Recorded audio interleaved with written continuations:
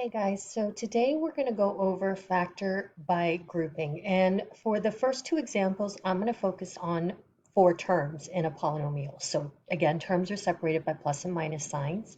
And be sure to check if there is a GCF first, always the first step in any factoring problem.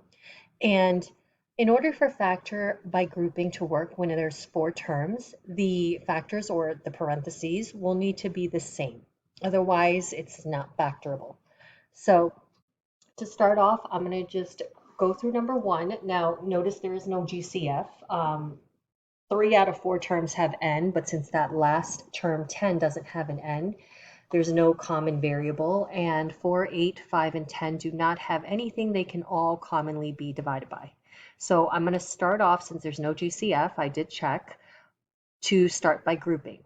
So I'm going to take the first two terms and always make sure that your polynomial is in standard form first, meaning greatest exponent to smallest exponent.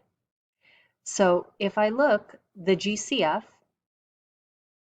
for the first two terms, they have 4 and n to the second power, because 4 can be divided by 1, 2, and 4, and the greatest common factor that a can also be divided by from there is also 4.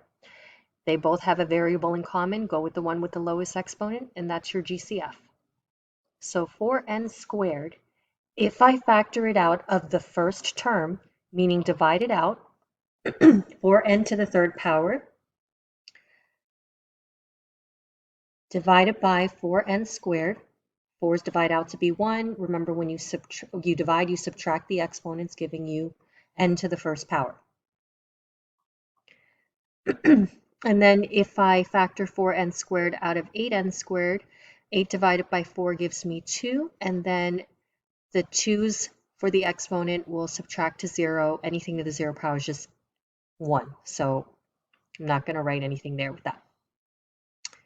Now for the next two terms, the GCF, if ever the first out of the two terms is negative, your GCF will be negative. So since that 5 is negative, we're going to factor out negative 5, and the GCF is 5. Again, 10 doesn't have an n, so there's no variable to factor out, but they both can be divided by the number 5, so greatest number. So I'm going to factor that out. And if I factor that out, negative 5n divided by negative 5, so I'll write that out. Negative 5n divided by negative 5. Again, that divides out, leaving me with just n. And here I have negative 10 divided by negative 5. So negative 10 divided by negative 5 gives me a positive 2. So I'm going to write plus 2.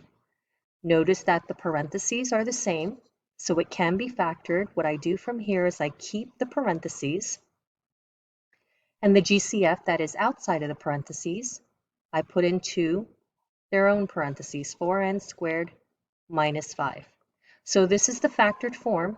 If you want to check your work, you can FOIL, and it should bring you right back up to the original polynomial. So in number 2, notice that we do have a GCF before we get started. 1, 2, 10, 36, and 30. They can all be divided by 2. And if you look, all of them have a variable of p. Lowest one is p to the first power, so that's what I'm going to factor out. And from here, I'm left with 6p to the third power. So again, remember, you're dividing to factor out. 12 divided by 2 is 6. I subtract the exponents because I'm dividing them to get my exponent here inside of the parentheses. So 10 divided by 2 is 5. P to the third power divided by p is p to the second power. I have negative 36 divided by 2 for the third term, and that would give me negative 18. P to the second power divided by p to the first power is just p. And negative 30 divided by 2 is negative 15. The p's will divide out. So again, you can still keep that step where you're just taking the GCF and dividing each one out one by one to get what's in the parentheses. I kind of skipped over that step since we've done it already in the past tutorials. So from here, I'm going to check if my four terms inside of the parentheses can be factored by grouping. I'm just going to underline the 2p so I remember to bring it down at the end. So the GCF here, 6 and 5 can't be divided by anything, but we do have p squared. Each term has p, lowest power is p squared. So if I divide 6p to the third power divided by p squared, I'll get 6p. If I take 5p squared and divide it by p squared, I'll get 5. And again, remember to check the GCF for the next two terms. Since the first out of the next two terms is negative, my GCF will be negative. And 18 and 15, they can both be divided by the greatest common factor of 3. No variable because 15 doesn't have one. So if I divide it by negative 3, negative 18p divided by negative 3. Well, negative 18 divided by negative 3 is 6. And then I'll just bring the p down. And then negative 15 divided by negative 3, my GCF, is positive 5. So if you look, the parentheses are the same, which means it can be factored by grouping. I'm going to write the parentheses as 1.